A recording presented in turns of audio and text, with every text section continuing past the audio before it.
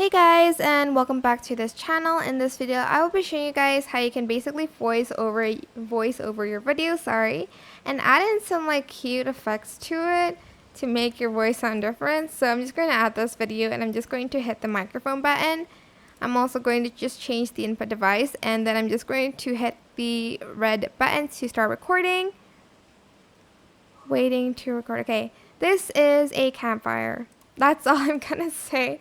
And to add in effects, it's going to show here. Go to voice changer and select the one that you want. There's some pro features, but there's also a lot of like free features as well. For instance, I wanted to sound high pitch. I can select this.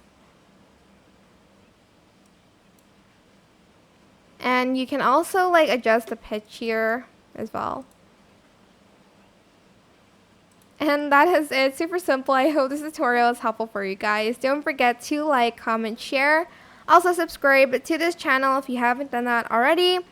If you have any more questions, just leave it in the comment section down below and I will try my best to answer them all for you guys. If you found this video helpful, please click the thanks button above the description box down below. Thank you so much for watching. Bye!